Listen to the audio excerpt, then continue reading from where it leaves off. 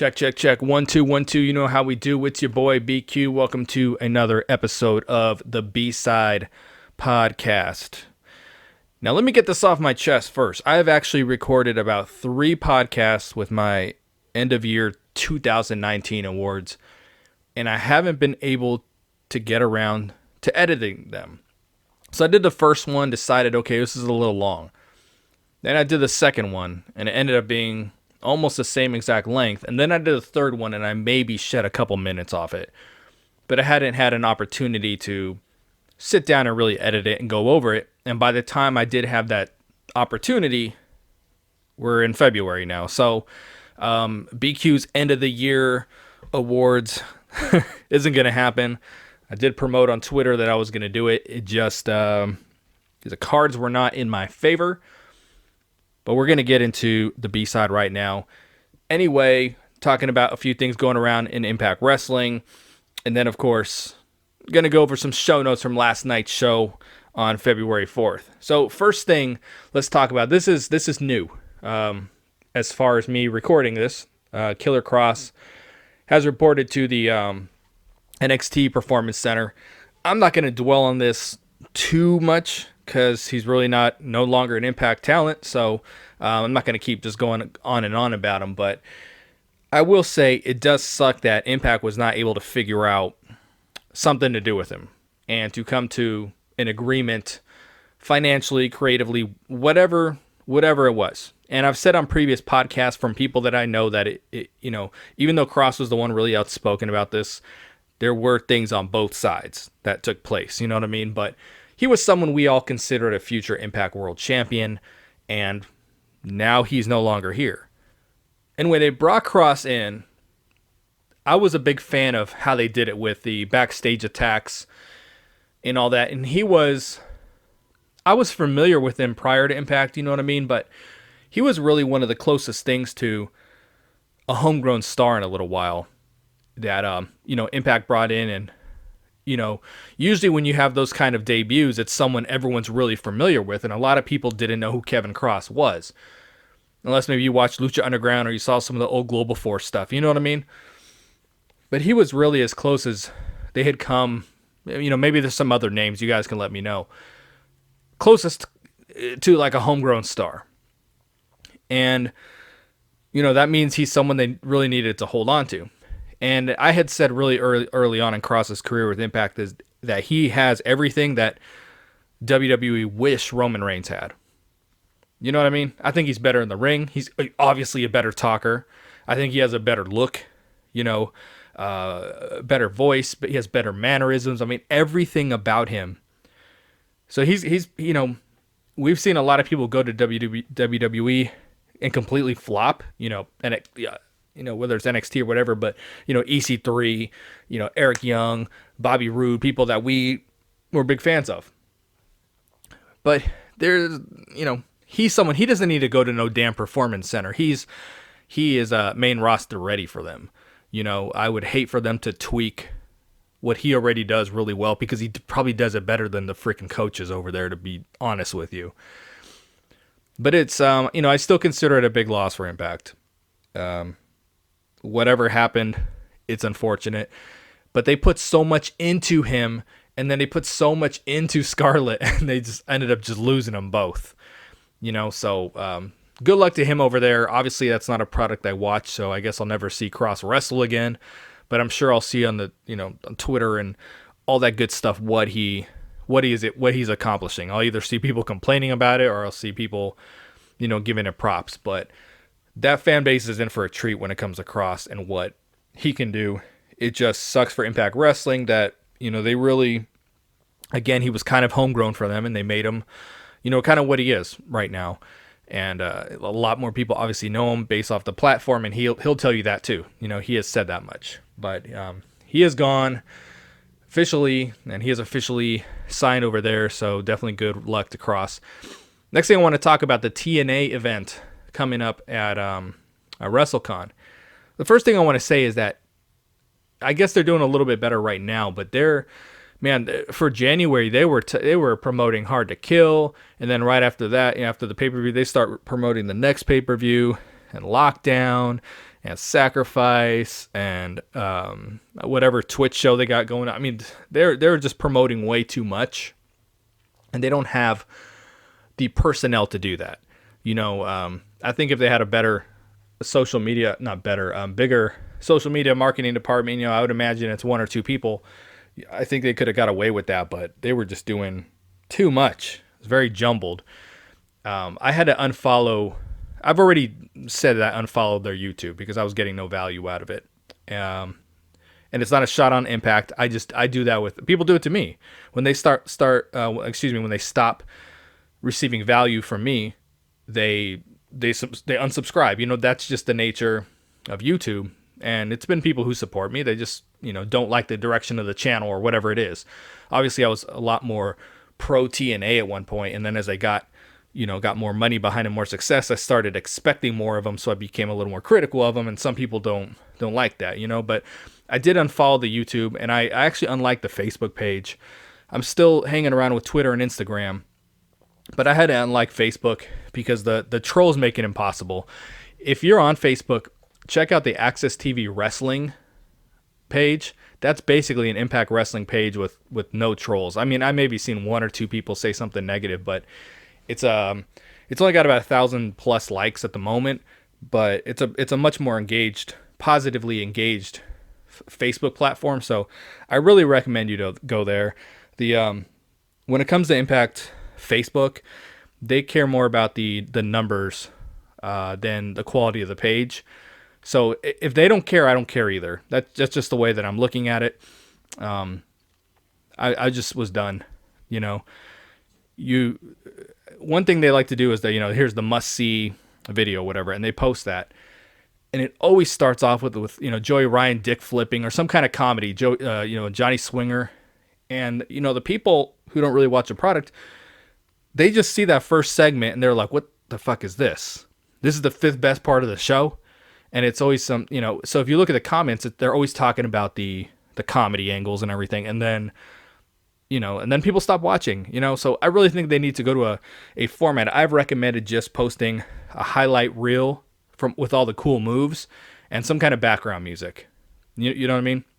I think that would be a lot cooler than, hey, here's number 5 must see, and it's Johnny Swinger against Johnny What's His Nuts. You know what I'm saying? So, but anyway, let me get back to what I was saying. They were really, really focused on too much, and now they're getting a little more laser focused on what is important. They're taking. It's funny. I just did a podcast on all this stuff when it comes to Impact Plus and Twitch, and I could say about 60% of that stuff is now being utilized. And I'm not going to pat myself on the back for it. It's most likely a coincidence, but I'm really happy with where they're going with all that. And they're using Impact right now, the television show. Remember, I said the most eyes are on the television product. So that's how you get people interested in Impact Plus, not this other shit you're doing on Twitter. So they're building the Ace Austin and Tessa Blanchard angle. Awesome job. And now on Twitter and on Facebook, they're focusing more on the TNA show coming up. So one thing that I had said is that, I said this on Twitter, a lot of people saw this tweet, that they needed to follow the All In marketing method for that show, because All In was the best marketed wrestling program I can remember. What they did was they were releasing graphics of the wrestlers, and it would say, Jimmy Bag of Donuts is All In. And people would get really excited, and then they would start fantasy book. Okay, I hope this person comes next. I want to see him take on this person. And you get the people excited. When you just announce the matches, I mean, that's cool and all, but it's played. It's the way everyone does things. So when you start one by one, hey, here's whoever it is. I'm trying to think of a name, and I blanked on all of them. Here's so-and-so. And they even did it. They put out a tweet and said, who would you like to see? I think it might have been Chris Sabin. Who do you want to see Chris Sabin face, or Petey Williams, or something like that? So it's just funny. They're doing exactly what I've been saying they should do. So I'm really happy with the social media side of this right now. So at first they announced Aces and Eights. It's Devon and Mr. Anderson. And obviously, Mr. Anderson, something happened there because he's not at NWA now. And he's even got pulled off the pay-per-view the day of because the announcement came the day before. So I have to believe there was something that happened right there. Now, they did a really good job with that one. Great job with the Chris Sabin announcement. And you can look at their Twitter and you can see 1,000 plus. Usually they put something out and the engagement's kind of shitty. You can look at the Chris Sabin and you can look at the Aces and Eights. You can look at Amazing Red, who I've been saying forever, bring him back. And you look at the engagement numbers, you see they're well over 1,000 likes and all that shit. So I give them props for those announcements. And then they announced freaking Petey Williams. And here's my concern. A couple years ago, they did the Impact versus Lucha Underground. So they put the first announcement out there for it's DJ Z, Desmond Xavier, and Andrew Everett against Phantasma, Aerostar, and Drago. Okay, so that was the first one where people were like, oh shit, they had people talking. They're like, oh my god, this is going to be the best pay-per-view ever. Not pay-per-view, but best show. So then after that, they announce Knockouts Championship, Ali defending against Taya Valkyrie, and tried to dress that up as Impact versus Lucha Underground. And I thought that was a really cheap cop-out because they were both Impact wrestlers. You know what I mean? And then, they'll put a couple other matches out there, and then it was Scott Steiner and Teddy Hart against OVE. That has nothing to do with Lucha Underground whatsoever. And there might have been one other match. Oh, it was Brian Cage versus Eli Drake. So they tried to dress up Brian Cage from Lucha Underground. So the point of what I'm saying is, like, they have these good announcements, and then they're flanked by cop-outs. And when they said, okay, well, now Petey Williams is coming. People, for the most part, were actually positive about it on Twitter. Surprisingly, no one was like, he's already on the roster. But they announced him. The engagement wasn't as good, but it was decent. But as soon as that happened, I was like, oh shit, are they going to kind of resort back to copying out? Okay, we're not going to fork out that much money to bring people in. We're going to, trust me, Tommy Dreamer's going to be an announcement, folks. Tommy Dreamer, RVD, Rhino, you know what I'm saying? Like these guys, but they're already on the roster. And then they go for Scott Steiner. And I'm like, we've already seen Scott Steiner twice on Impact. And, that's cool. He's fresh off, did something with NWA. And Scott Steiner's always impressive too, but it wasn't anything new we haven't seen. I mean, shit, he was just on that Lucha Underground show I was talking about. And then they did, who's the next one? Oh, Disco Inferno. Look at the engagement for that tweet. Horrendous compared to the other ones. Again, we've seen him on Impact programming, and I personally like Disco as a person a lot, as a podcaster, as all that, as a talent, I actually enjoy him. I think he's funny, but I'm worried they're kind of copping out here.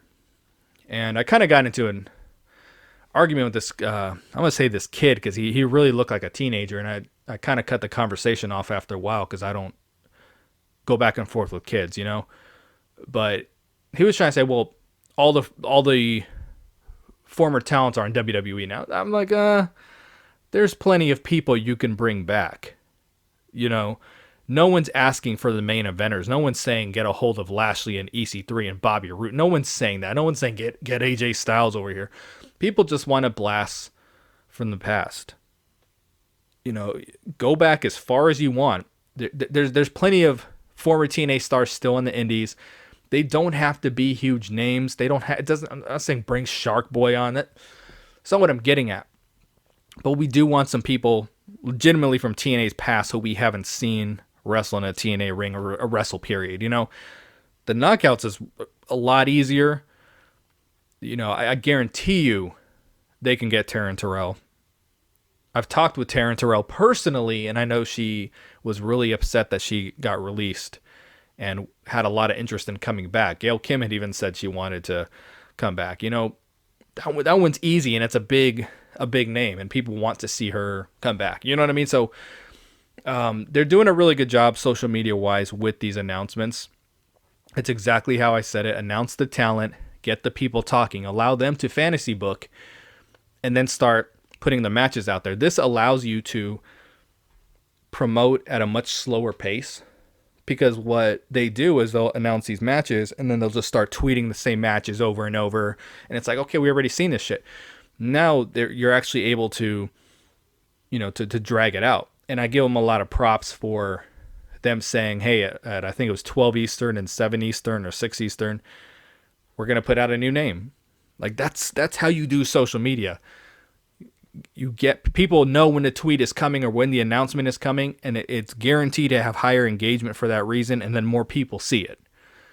So they're doing a really good job with it.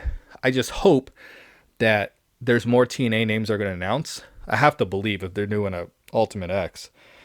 But I hope they announce more people, and I hope there's not more cop-outs. I hope it's not, it's Tommy Dreamer's next. That's going to be like, okay, come on, guys. Give us a real surprise. You saw the reactions to Aces and Eights and Chris Sabin and to, who was the other one? I already forgot. Amazing Red. You saw the reactions to that. We need more of that. Now, speaking of events that they're going to start, that they've been promoting, Lockdown is one of them. Everyone's really excited about Lockdown. And I'm really excited about it too. But it is disappointing that it's going to be an Impact Plus show. And that was another thing on my podcast when I talked about fixing Impact Plus. That was one of my number ones. Bring back Lockdown on Impact Plus. You want to get people checking that shit out? Like, I have to believe Sacrifice is going to do really well February compared to the other shows, because they're promoting it much better and using the television product to do it and actually putting a storyline behind what we're going to see. They're not just throwing matches together like usual. And Bash at the Brewery 2 was really good. So I think Sacrifice is also going to be really good. People clearly enjoyed Bash at the Brewery too. So I think the momentum is going to be there for Lockdown. But the crappy thing about it being an Impact Plus show is that they're probably not really going to build the matches up. They might do like they're doing with Sacrifice, where they're like, okay, we're going to get a main event. We're most likely going to get Sammy and Tessa. Let's put that out there. Or they might do, Tessa and most likely Tommy Dreamer or some shit like that someone against OVE. They're probably going to do something like that. But I would have preferred it to be a pay-per-view, because we would have actually got real builds to the matches, and that would have been cool. Last time it was on TV, they built up a couple of the matches, and, there were some feuds behind it, so there was kind of a build, but it would have been nice if they did a better job. But it is disappointing. I'm still looking forward to it, but I would venture to say they're not going to build more than maybe like 2 matches. With Sacrifice, they're only building the main event right now on Moose vs. Rhino, which no one wants to see again. Just because we just saw it, and there's no reason for them to continue that feud. It's very strange. But Lockdown is going to be a lot of fun. Can't wait to talk about it. Can't wait to review it. I'm praying that they put some real effort and don't just, announce some Border City Wrestling guys and randomly throw Aiden Prince in there and these guys. I'm okay if he's in a match, but just please put something behind it, because we've been waiting for this. I don't know what your New Year's resolution is, but if it's to save money, the Acorns app is the way to go. You might be one of those people at the end of the year, you don't have any money set aside for your family, for your friends, or for your kids when it comes to the Christmas holidays. Well, the Acorns app is a great way to save money, and you don't even know you're doing it. Say you make a transaction for $4.80. They're going to round it up, take that 20 cents, put it in another account, and they're going to do that with you all year, every time you're making transactions. We're halfway through January, and I've already put $50 aside, and I didn't even know I did it. So check out Acorns. It's in the description of this video. Just click my link. They're going to put $5 in the account for you, and if you're listening on a streaming platform, it's going to be in the show notes. Let's get to the B-Side Podcast. Let's talk Impact real quick from this past week in Frontón, Mexico. I'm a big fan of the Mexico tapings. First of all, I want to say that Impact they clearly they have a new team involved, obviously, and they're clearly putting a focus on the presentation of the product. And I really like the new camera angles. And I like the Mexico tapings because I feel like with the bigger crowd, the bigger ring, it just looks like a more serious product to me. You know, it looks like a bigger product to me. It truly does. And my last podcast I talked about are the Impact fans having fun at these shows, because you look at the NWA fans who are engaged throughout the entire show. You look at the AEW fans they're fairly engaged throughout the entire show, but because it's like a real mark fan base, if they don't know you or something like that, they'll give you crickets at the same time and complain about you, But for the most part, they're really engaged with the show. And then, with Impact, it's real hit or miss. And that's why I like the Mexico tapings, because the people are a little more involved. Now, whatever they're doing with this, they got it from AEW. I've said this before, where they're panning on certain areas of the audience, showing them sitting there. Man, 80% of the time they're sitting on their hands. I don't know what, like when Tessa, this episode, she said something in Spanish. There was no pop for it. And then they showed 2 sections of the audience and they were just sitting there. And it makes me cringe when it comes to the editing of the show sometimes, but there's a big improvement in the way the crowd sounds and the way it looks and everything. So I'm a big fan of it. That's why I like the Mexico tapings. I think it just looks bigger. Another thing I have said before is starting off these shows with the English promos. Less than 12% of the people in Mexico speak fluent English. So, when Taya came out for the Tesla one, she kind of saved her there. But, man, they got to stop with these in-ring promos. They have to deliver the product differently than they do in the States. But what I was saying, too, is that, are the Impact fans having fun at the shows? Like, when we watch the New York tapings, the Vegas tapings are kind of hit or miss. I mean, the camera angle where they show the ramp is the most depressing, dreary looking angle in the world. And I understand why they did it, because, they were doing the Impact Zone for so long, and you saw the people hanging over the rails, back turned to the action on their phone, sitting on their hands. You saw that at the Impact Zone. So they said, okay, we're going to, kind of focus on less of the audience and give you a different angle. So, I do get it, but it's a depressing angle. Take the No Surrender, I think it was No Surrender maybe, the one they did in Ohio recently. Like, that place was packed, and you would have never known it because the camera doesn't show that. So that's why I like the Windsor tapings, because they do kind of the Impact Zone style of taping where they show in the crowd, and I think that's a good thing. But I really think these other venues are just... I never like the shows when they do... like I said, Vegas is hit or miss.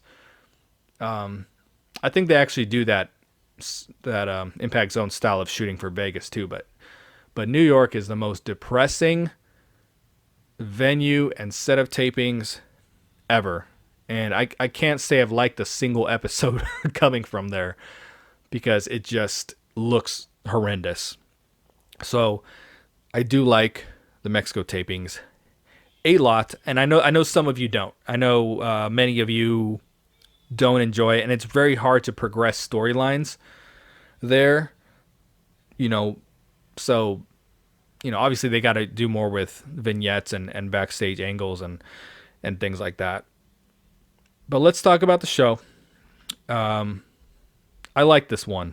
Last week's was pretty good, and then the first one in Mexico I wasn't like huge on, but I've been digging what they do for the most part in Mexico. Really dug the opening match between Tessa Blanchard and Adam Thornstowe. Enjoyed that one quite a bit. I'm a sucker for fresh matches, and anytime we can get Tessa away from OVE, she's so much more enjoyable to me when she's not wrestling OVE all the time.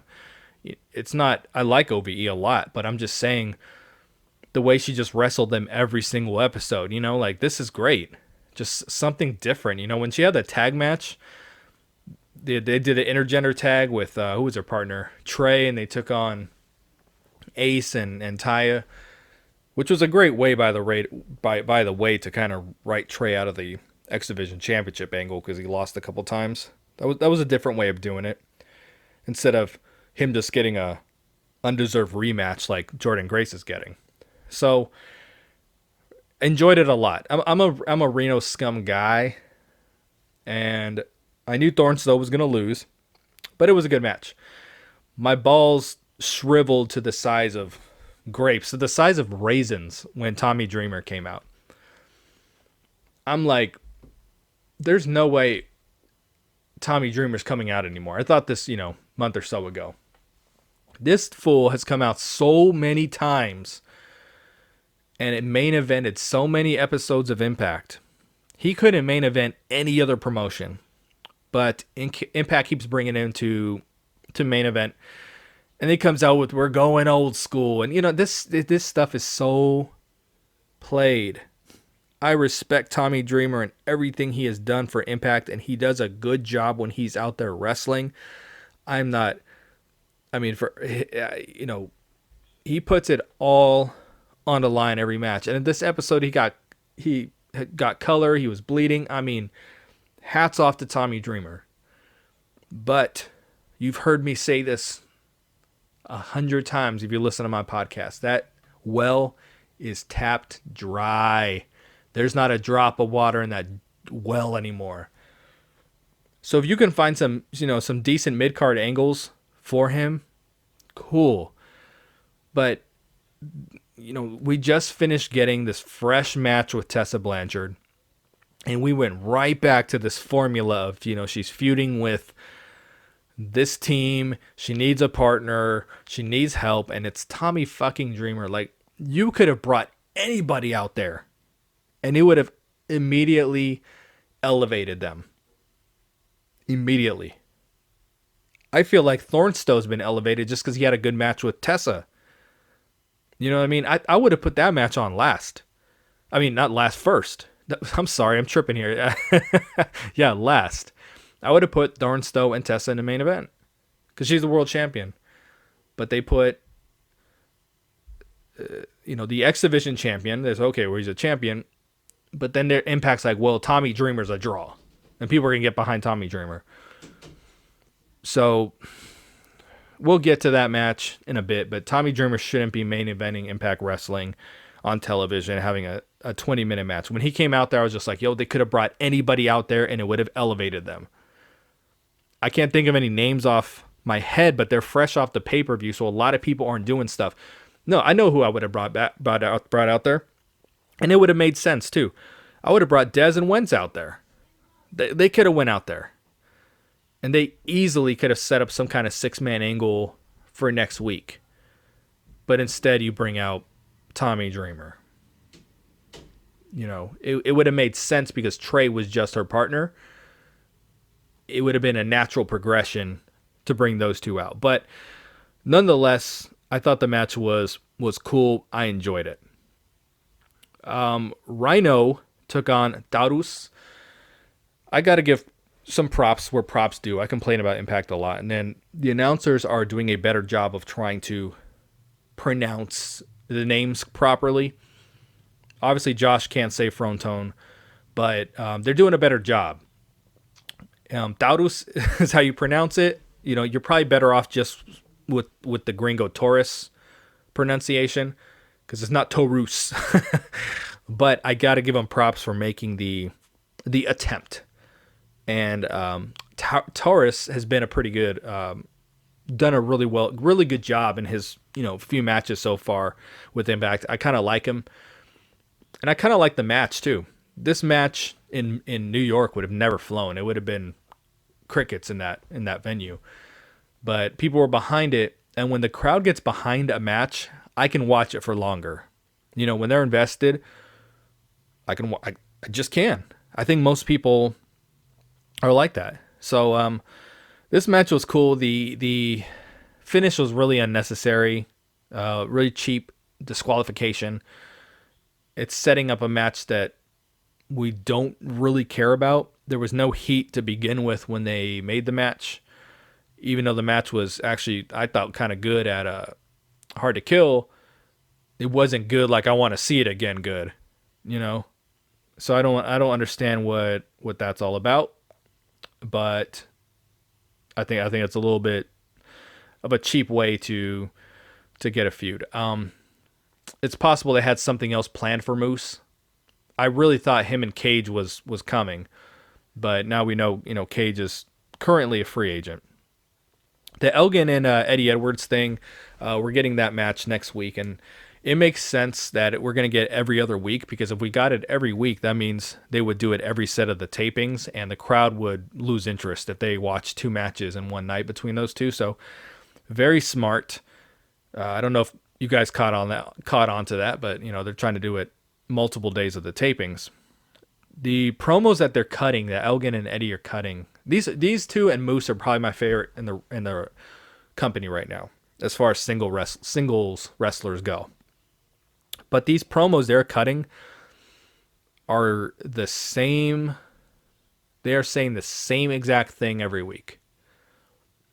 And I had that problem with Sammy's promos about Tessa. At the end when he's like, I'm going to expose Tessa Blanchard, all he did was say the same things. Same thing he said at the little, they did like a press conference thing, if you guys remember that. Same thing.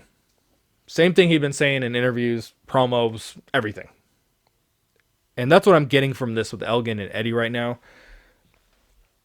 I can watch these guys wrestle best of 5. I'm good with that. They're putting on awesome matches.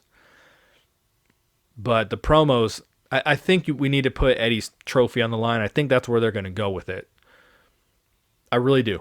When it comes, because they're going to go 5 matches. Like, anybody knows that. So I think they're going to do it for the Call Your Shot trophy. And I think Elgin's going to win and take it, because Eddie's already saying he's going to call his shot at the pay-per-view. But I don't think that's going to happen. I don't think we're getting Eddie versus Tessa, even though that would be awesome. Eddie is probably the person who should take the title off her, ultimately. But yeah, these guys' promos, they're just the same thing. Johnny Swinger is still a thing. I'm ready for Mac to get some action, because he has some momentum, and he's going to lose it if they don't put him in the ring here soon. So Rosemary versus Suzie, I was really looking forward to this. They dragged this out so effing long. And we're finally here. And she wrestles, and it got off to a slow start. Good storytelling, though. If I know Impact social media, they're going to post those clips, the early clips of of them as the must-see moment. And people are going to be like, what the fuck is this? But I was really looking forward to this. I was hoping that Suzie would remain in character, not remain in character, but I was hoping Suzie would remain in the Knockouts division. I wanted her to get to, I thought she was going to have several matches as that character before, Su Yung came back. But as soon as she wrestled, they bring the Su Yung character back. But I thought it was all well done when she put on the glove, and all of a sudden, because I knew she was going to snap. I just didn't know how they were going to do it. So she snaps, and all of a sudden knows how to wrestle, because she's channeling her inner Su Yung. And then they go backstage, and they do some very Lucha Underground type stuff. I was digging it. I was into it. And it looks like they've resurrected Su Yung. But the problem is Su Yung, her last several matches have been against Havoc. They've been against Rosemary. They have been she has been feuding with them since Ali got killed off. And that feels like a lifetime ago. I don't know how long ago it was, but it was a long time ago. So she's been going against these girls for a while. So I really hope they're able to bring something fresh with Su Yung when she comes back. I don't know if she was injured or what exactly. It's possible it was something like that. But I do give them props for repackaging her, because that kind of character, only has so much mileage. So you got to give us, you got to freshen her up. So I give them all the props in the world for doing this. But I'm really interested with the angle overall, and I think they left us with a pretty good cliffhanger.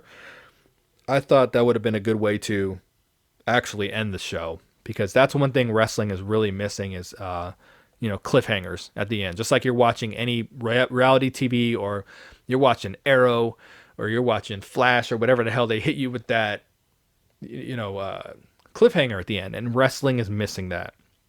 TJP versus Vikingo, girl, this match. Now, the match with Josh Alexander was really good, but this, whew, I had made a proclamation that Eddie versus Michael Elgin at Hard to Kill was going to be the Impact Wrestling match of the year. Yo, I don't know how you can top this. The TJP match with Daga a while ago, oh man, that was killing it too.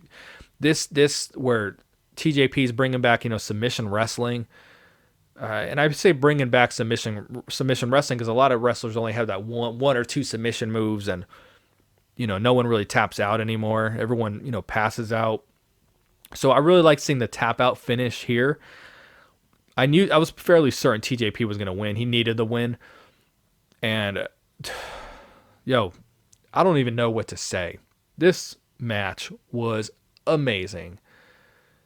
And it's clear that every time we have this match that just drops our jaw, it's TJP, it's the North, it's Eddie, it's Michael Elgin. You know what I mean? There's this core group of 4 or 5 who are just killing it every time they go out there.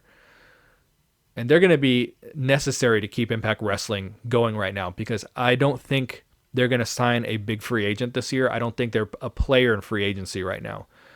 Not with what AEW is doing.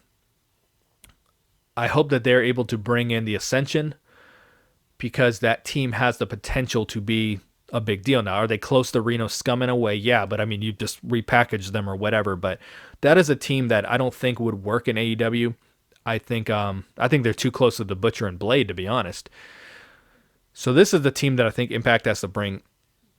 But I don't think they're going to get a big free agent signing this year. I hope that they do, but it's hard to imagine that for me. So these guys that I'm naming, TJP and these guys, we're going to count on them as fans to really carry the company this year and take it to that next level. And this is one of those years where they're probably going to have to focus more on the in-ring action than the creative, because they're going to have to show potential free agents like, hey, you can come here and have some matches, have some competitive matches or whatever. But this match, I really don't have the words for it. I enjoyed it that much. And the finish was amazing. After the match, though, you got the North come out, and they're attacking him and Falaba. I thought they were going to announce a match next week, like those two against the North, or Vikingo and TJP against the North, which I'd rather see. But if Falaba's in there, that's cool too. But that would be, Vikingo and TJP against the North would blow the roof off the place. And I thought they were going to announce that for next week, and they didn't. So hopefully they do announce that at some point, because that's not one of those matches that kind of like Tess and Thornstowe, where you just throw it together on the episode. They need to announce this. Jake and Dave Chris, the OVE, against Daga and Dr. Wagner. This was cool. This kind of ended up being what we usually get with OVE, with Dave Chris taking a pin at the end. It's kind of become common, and to see OVE lose. And I was hoping OVE was going to win this one. I think OVE really needed to win this one, because they lost both matches at Hard to Kill from their members, and now they're here on TV with their other 2 members, and they lose also. So the trend is continuing. I've got Dave Chris. I've got an interview with him coming up real soon, so keep an eye out for that. I kind of want to ask him about that, but I want to do it in a professional manner. So we'll see how I can deliver it. But the match was cool, but I would have liked to see OVE win. But when Madman Fulton attacked at the end, I really thought we were going to get next week the 3 OVE guys against Daga, Dr. Wagner Jr., and then his son as well, who I had to laugh last week when OVE was holding him back, or I think it was OVE. He didn't appear to be trying to get out of it at all. They were like barely holding on to him. It was kind of funny. But I was hoping we were going to get that, but instead we're getting Daga versus Madman Fulton. So if Fulton loses this match somehow, you can stick a fucking fork in OVE. So there's no way he loses. And I think they're doing a good job keeping Sami Callihan off TV. If this were like WWE, he'd be right back on TV. So the show, I guess one of the reasons I'm liking it right now is that it just feels fresh. It feels very, very fresh because it's not Sami dominated, and it's not even really Tessa dominated. You know, like she's a big part of the show because she's a world champion, but it just felt like Sami and Tessa like hijacked most of the episodes. So it just feels fresh. Main event, I'm not gonna lie, I pretty much checked out for it. The Tommy Dreamer, let's go old school, let's go extreme, that does nothing for me at this point. It hasn't for a year and a half now. But Ace Austin in the main event is a good thing. He's going to have a huge year. He's a great X Division champion. I really like him teaming up with Reno Scum. I like that quite a bit. But the match itself was good. I just was bored because I didn't care. You know what I mean? I can recognize when it was a good match. I didn't care. I knew Ace Austin was going to win. It just felt like, why are these guys wrestling for 20 minutes? Can we get to the end of this? Dreamer has worked way too many main event matches. But I thought it added to the drama because he got busted open and everything. So I don't even know how the match finished, to be honest with you. I'm sure it was with the fold because it's professional wrestling. That's right, it was a fold onto the ladder. But it's professional wrestling. Everyone wins with their finisher or roll up. That's one thing. If I had to change anything in wrestling, is that sometimes you just win the match off a high impact move, and that just doesn't happen. But overall, good episode. I liked it, and I like the Mexico tapings. I'm looking forward to the next one, and I think the next ones are in Vegas, and it sucks because I'm actually going to Vegas at the end of February, so I'm actually just not quite going to be there the same time Impact is, so that kind of sucks, but hopefully Vegas brings a good set of tapings as well, and I really hope we start getting more people in the crowd for the tapings. So here's the Impact having a big 2020. Thanks for rolling with the punches since I haven't been able to podcast much lately, but I'm trying to get back on the horse. Now we'll talk to you next time. Peace.